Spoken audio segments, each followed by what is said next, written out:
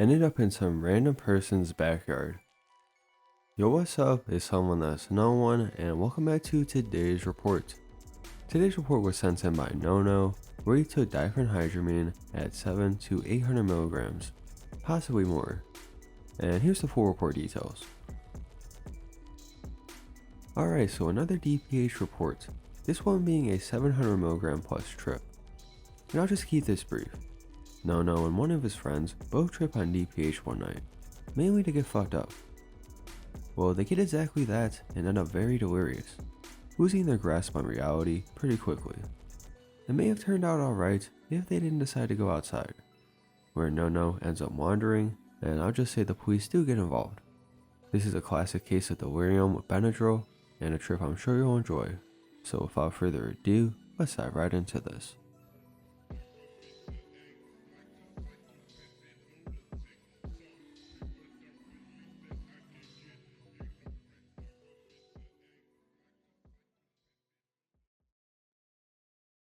Seven to 800 milligrams of DPH Benadryl.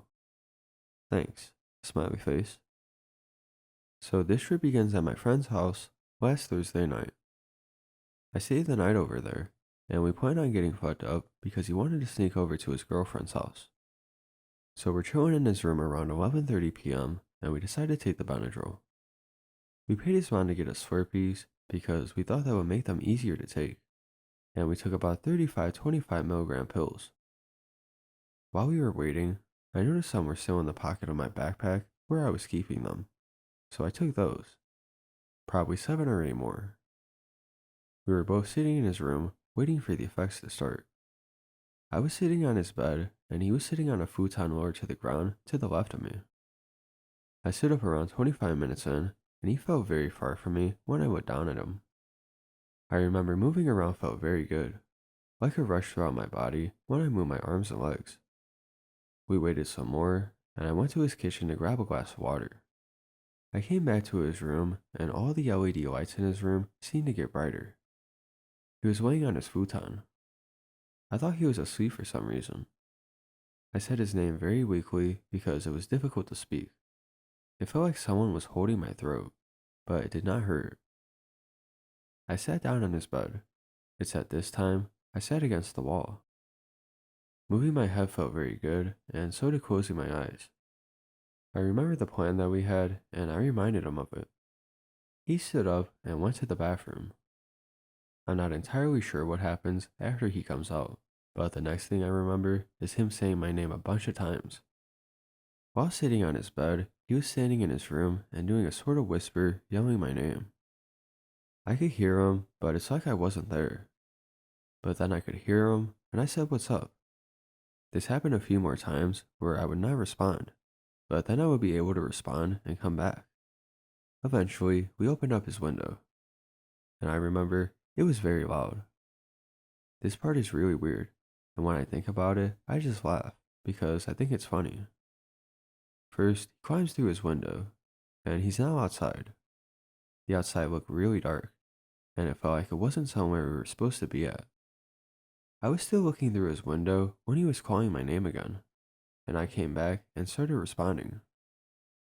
I remember putting my body backwards through the window, with my legs still inside sort of. I had my right leg out and on the ground, and I felt stuck. I climbed back inside, and for some reason, went out his front door. At this point, it's basically midnight, and my friend's parents were in the bed a couple hours ago. Going out his door was very stupid, and the only reason I know this happened is because they have a Ring doorbell, and his dad showed me the video later on in the week. At this point, me and my friend are both outside, and now the Benadryl is in full effect. I do not remember all the parts past this point, but I ended up 17 houses down the street in some random person's backyard. I do not remember going there, but I thought I was with a few of my friends in his backyard, and a few of my other friends were there. In reality, I was making a bunch of noise, and these people called the police on me for being in their backyard. I vividly remember standing at what I thought was the gate to my friend's backyard, and seeing a police car pull up in front of his house. 2 police officers got out.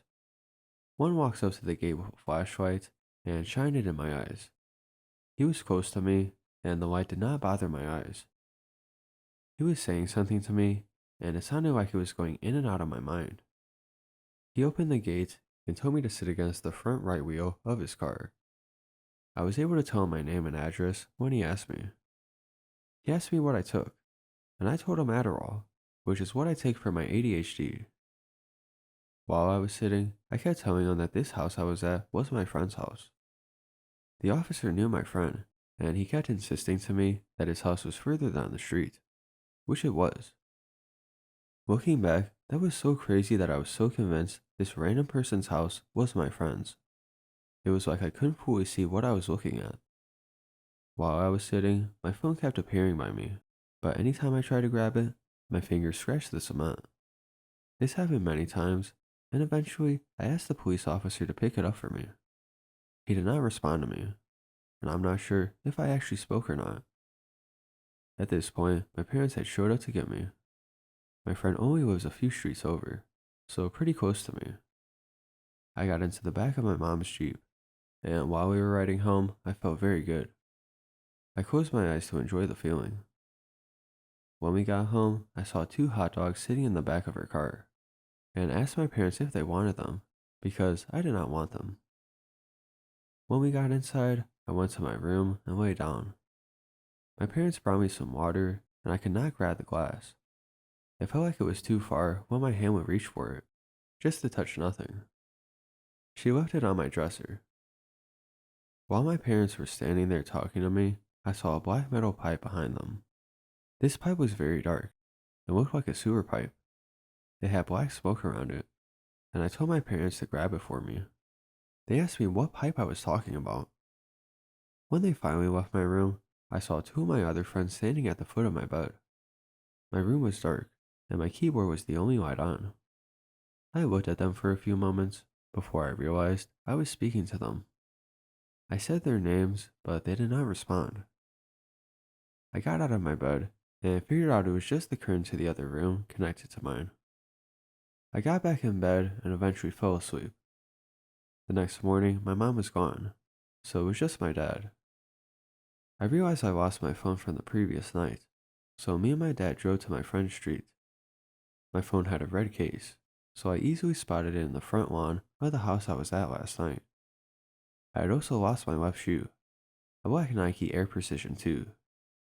We drove to my friend's house so I could get my bag from last night, and my friend was laying in his bed. I said his name and then just laughed. I looked for my shoe, but never found it. My friend later told me he thought he was still tripping, and did not think I would come back to get my bag and look for my shoe. I get up, and he snaps at me to stay sitting. In the end, I got grounded for 2 weeks, and because this was in June, it sucked, because it was the beginning of summer. My friend only got grounded for a week, which I thought was unfair at the time, but he did not encounter the police during his trip, which is what I blame for my longer sentence.